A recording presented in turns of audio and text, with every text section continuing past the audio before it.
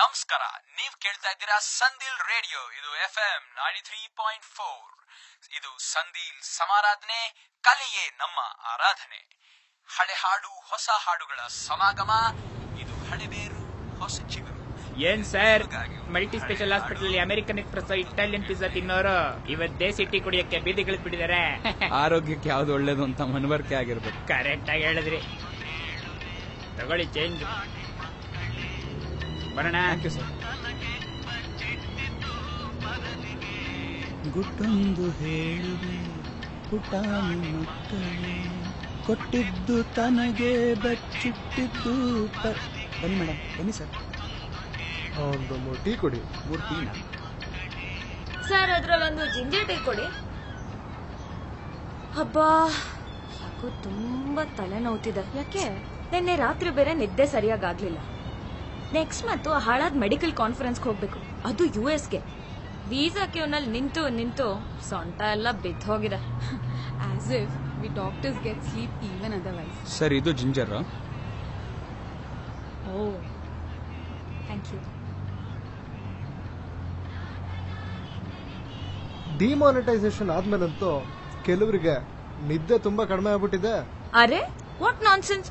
ಅದಕ್ಕೆ ಯಾಕೆ ನನಗ್ ನಿದ್ದೆ ಕಮ್ಮಿ ಆಗ್ಬೇಕು? I did have any block money. Okay okay, ನಿಮ್ಗೆ ಹೇಳಲಿಲ್ಲ ಡಾಕ್ಟ್ರೆ. ಮತ್ತೆ ನನಗ ರಿಲ್ಯಾಕ್ಸ್ ರಿಲ್ಯಾಕ್ಸ್ ರಿಲ್ಯಾಕ್ಸ್. ಯಾಕೆ ಅಷ್ಟು ಎಕ್ಸೈಟ್ ಆಗ್ತಾ ಇದ್ದೀರಾ? You are Ganga, you are Ganga, you are Ganga. You are ಮಂಗ, ಯು ಆರ್ ಮಂಗ, ಯು ಆರ್ ಮಂಗ. ಬಂದ್ಬಿಟ ಡಾಕ್ಟರ್ ವಿಜಯ್ ಥರ. ಬ್ರಾಡ್ಲೆ ಅವರ ಶಿಷ್ಯ. It's okay.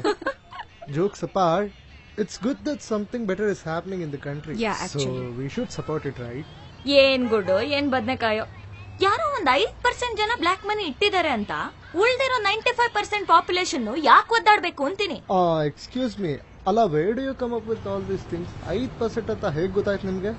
ಅದೇ ವಾಟ್ಸ್ಆಪ್ ಅಲ್ಲಿ ಮೊನ್ನೆ ಯಾವ್ದೋ ಫಾರ್ವರ್ಡ್ ಬಂದಿತ್ತು. ನಮ್ ಡಾಕ್ಟರ್ ಅಶೋಕ್ ಗ್ರೂಪ್ ಅಲ್ಲಿ ಶೇರ್ ಮಾಡಿದ್ರು. ವಾಟ್ಸ್ಆಪ್ ಫಾರ್ವರ್ಡ್ ಎಲ್ಲ ಅಥೆಂಟಿಕ್ ಇನ್ಫಾರ್ಮೇಶನ್ ಅನ್ಕೊಡೋರ್ ಹತ್ರ ನಾನೇನ್ ಮಾತಾಡ್ಲಿ?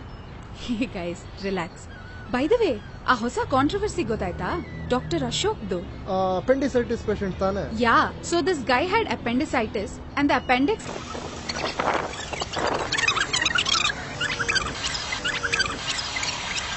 stupid. These Google patients, I tell you, are the most irritating. ಗೊತ್ತಾ? Actually, ಅಲ್ಲ, ನಮ್ ಕೆಲ್ಸನ ನಮಗ್ ಮಾಡಕ್ ಬಿಡ್ಬೇಕು ತಾನೆ. We know our job the best. exactly. ನಡೀರಿ, ಹೊರಡೋಣ. ಬೇಗ ಕೆಲ್ಸ ಮುಗಿಸಿ ಮನೆಗ್ ಹೋಗಿ ಮಲ್ಕೊಂಡ್ರೆ ಸಾಕಾಗಿದ್ಯಪ್ಪ.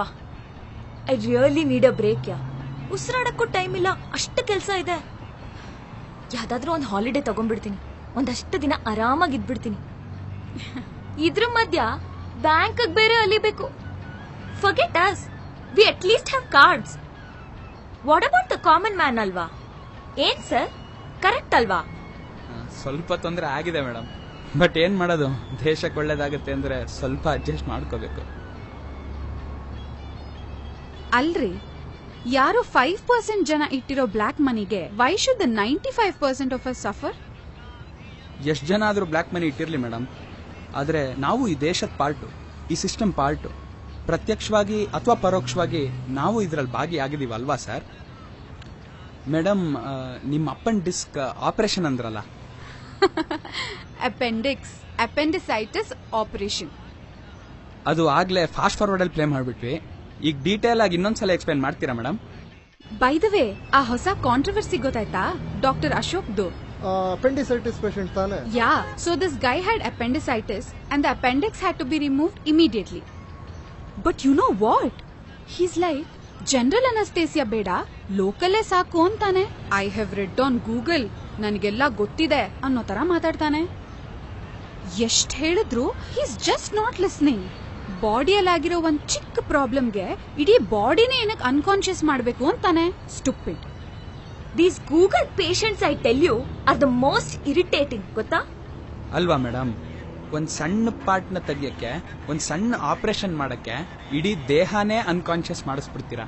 ಅಂತದ್ರಲ್ಲಿ ಈ ಕಪ್ಪು ಹಣ ಅನ್ನೋ ದೊಡ್ಡ ಪಿಡುಗು ತೆಗಿಯಕ್ಕೆ ಇಷ್ಟು ದೊಡ್ಡ ಆಪರೇಷನ್ ಮಾಡಿದಾಗ ಸಹಜ ಸ್ಥಿತಿಗೆ ಬರಕ್ಕೆ ಸ್ವಲ್ಪ ದಿನ ತಗೊಳತ್ತಲ್ವಾ ಮೇಡಮ್? ಸ್ವಲ್ಪ ದಿನ ಈ ಅನಸ್ತೇಷಿಯಾ ಎಫೆಕ್ಟ್ ನ ತಡ್ಕೊಳ್ಳೋಣ ಮೇಡಮ್. ಎಷ್ಟು ದಿನ ರೀ?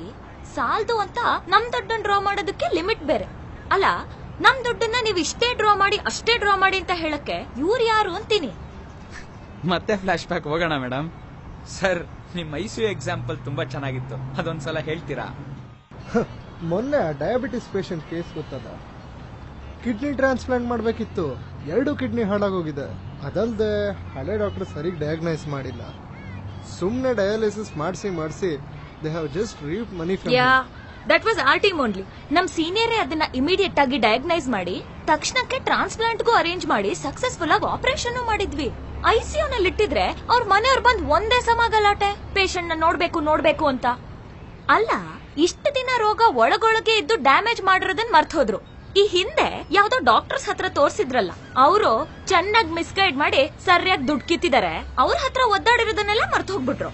ಈಗ ಬಂದು ನಮ್ಮವ್ರನ್ನ ನೋಡಕ್ಕೆ ನಿಮ್ ಪರ್ಮಿಷನ್ ಯಾಕ್ರಿ ಬೇಕು ಅಂತ ಒಂದೇ ಸಮ ನಮ್ಮ ಮೇಲೆ ಕೂಗಾಡ್ತಾರೆ.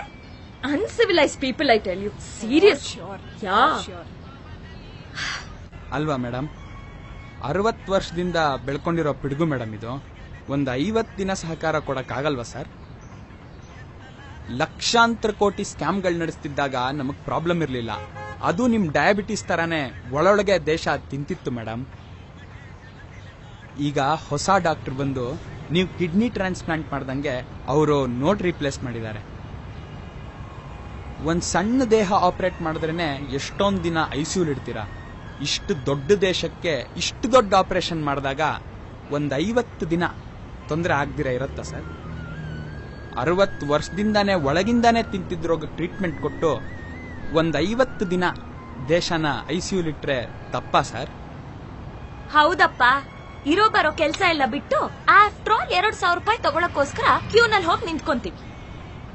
ಅದು ಯಾವ್ದೋ ಮೆಡಿಕಲ್ ಕಾನ್ಫರೆನ್ಸ್ಗೆ ವೀಸಾ ಕ್ಯೂನಲ್ಲಿ ನಿಂತವ್ರು ನೀವೇ ಅಲ್ವಾ ಮೇಡಮ್?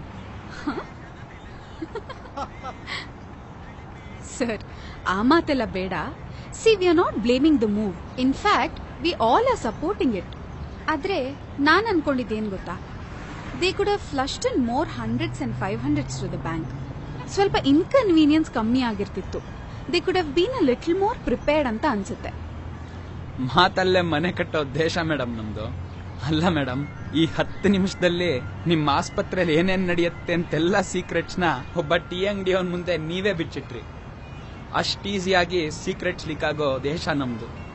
ಸುಮ್ನೆ 100ರನ್ನ 500ರನ್ನ ಬ್ಯಾಂಕ್ ತಳ್ಬಿಟ್ಟಿದ್ರೆ ಪ್ರಶ್ನೆಗಳು ಉದ್ಭವ ಆಗ್ತಿರ್ಲಿಲ್ವಾ ಸರ್? ಯಾಕೆ ಹೀಗಾಗ್ತಾ ಇದೆ ಅಂತ ತಿಂದು ತೇಗಿ ಕೊಬ್ಬಿರೋ ತಿಮಿಂಗಳಿಗೆ ಕ್ಲೂ ಸಿಕ್ಬಿಡ್ತಿರ್ಲಿಲ್ವಾ ಸರ್? ಸರ್ಕಾರ ಪ್ರಿಪೇರ್ ಆಗ್ದಿರಾ ಇಲ್ಲ ಮೇಡಮ್, ಕಪ್ಪಣ ಇಟ್ಟವ್ರಿಗೆ ಪ್ರಿಪೇರ್ ಆಗಕ್ ಟೈಮ್ ಕೊಡ್ಲಿಲ್ಲ ಅಷ್ಟೇ.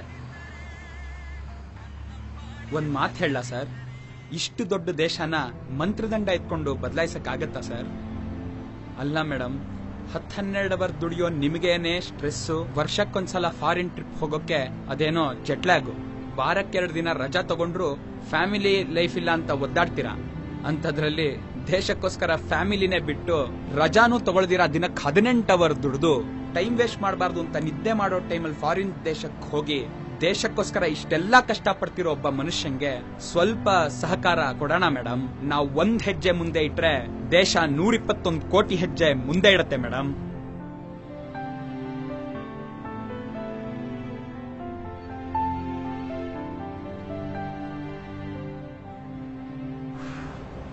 ಹೊರಡೋಣ. Hey, wait.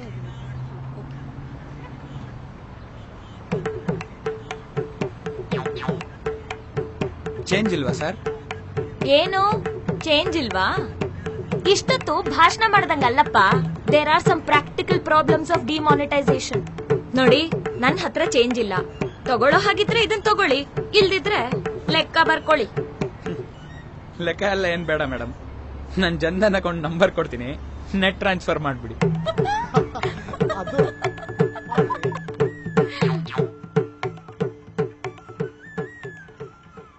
ಒಬ್ಬ ಚಾಯ್ ವಾಲ ನಿಮ್ ಬಾಯಿ ಮುಚ್ಚಿಸ್ಬಿಟ್ನಲ್ಲ ಡಾಕ್ಟ್ರೆ. ಒಬ್ಬ ಚಾಯ್ ವಾಲನ್ನ ಅಷ್ಟು ಸಾಮಾನ್ಯ ಅನ್ಕೋಬೇಡಿ ಸರ್. ಜಲವೇ ನಿನದು ಜಯಿಸೋ ನಾಯಕ ನೀತಿ ಒಂದೇ